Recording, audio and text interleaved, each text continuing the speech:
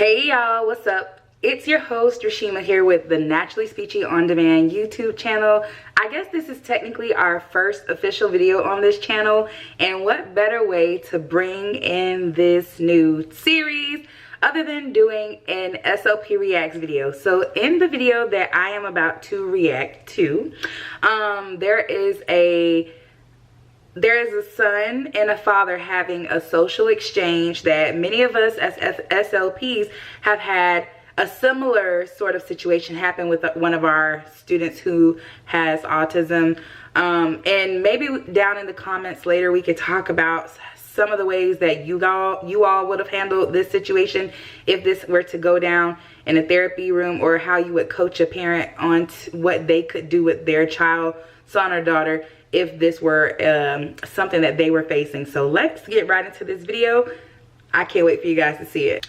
Okay, because I want you guys to follow along with me as I watch this video, I'm gonna put it right here on the screen, and it's okay if it blocks me a little bit. I want you guys to be able to see what I see as I pull it up. If you see me looking down, it's because I have it here on my phone, but I will set it right here. Here we go. To use it.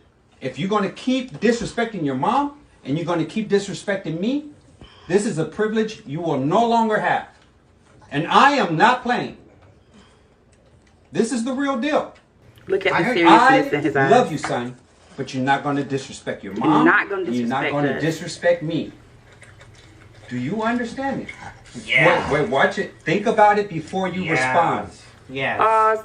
I wanted to highlight the fact that they are making eye contact. The dad is able to read his son's body language, his facial expressions. The son is able to look at dad and see the seriousness behind his eyes.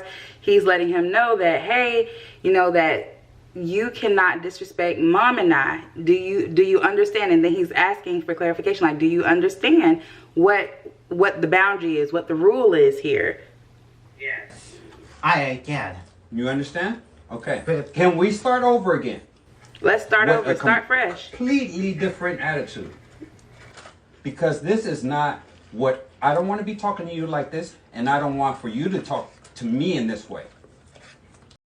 What the dad is doing here is leveling the playing field. He's saying, I don't want to have to use my, aggressiveness towards you, and I don't want you to use your aggressiveness towards me. Let's level out the battlefield here, or level out the playing grounds, so that we can both speak to each other in a calm manner. I've had to do this or say this to my students during a therapy session when they were not feeling Miss Davis correcting them. So I like what's happening here. I don't want you to talk to your mother in that way. That is setting boundaries for other people outside of the conversation as well. Yeah. Listen, you are a great young man. Great. But just because something doesn't go exactly the way that you want it, doesn't mean that everything is falling apart. Just means that you need to focus on, you need to focus. I want to pause here because dad is affirming his son and letting him know, like, yes, I'm setting this boundary. Yes, I'm giving you rules and telling you how I want you to respond, or what's an acceptable way to respond in this household. But he's also affirming his son and giving him that positive reinforcement, that positive feedback he needs to help calm him down. Because if he was at a level 8 in this video, dad is definitely telling him some things that can bring him down. Like, I hear you, son. I see you. I know that you're frustrated, but this is what you're not going to do. And I recognize the good in you, and this is what's happening, and this is how we can communicate moving forward. So let's finish this. On the reasons that we got to that point. He's like, take it back. Why did we get there? What made dad go and get this off of your dresser?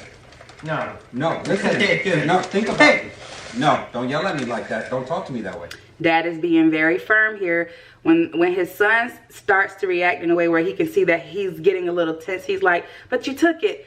Dad is like, no, you're not going to talk to me like that. You're not going to yell at me. So he's being clear and setting his boundary. Okay. Watch that aggression. Watch it. I'm not talking to you aggressively, so you need to dial it back. Dial it back. Number one thing you can do is to apologize to your mother and to me, and have a seat, and let's finish eating dinner. Like right now. No, There it is. that ain't how it's gonna go. I'll let you know when this is going back in your room. Hi. Okay. Yeah, Mom. Allow Mom to have her video recording is fine.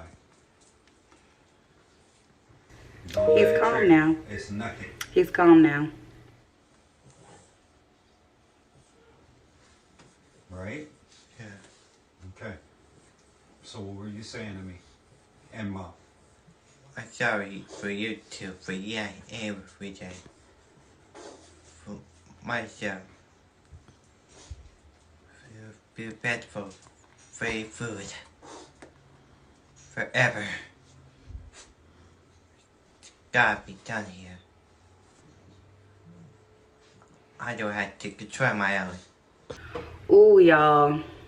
Ooh, y'all. This is so good. Like, you can tell that in this video, this is a parent who has been working with their child. Like, this is someone who understands their child's needs, their child's communication style.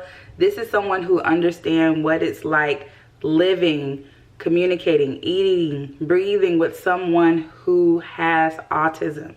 Now, everybody with autism does not respond in the same way as this young man in this video, but I really want to focus on the caregiver, his dad, in this video. He did an excellent job at a few things.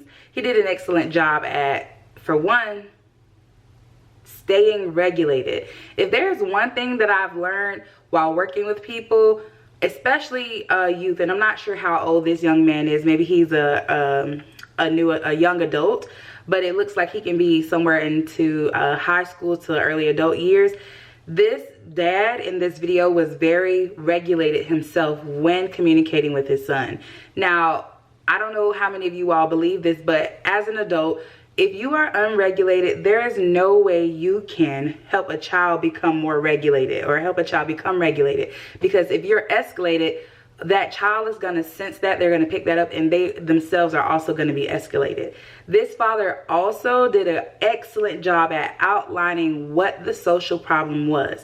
He was able to set clear boundaries. He was able to give his child directions on how he could have handled it, how he could have handled the situation, as well as what the dad is expecting the child to do in order to rectify or to remediate this situation from happening.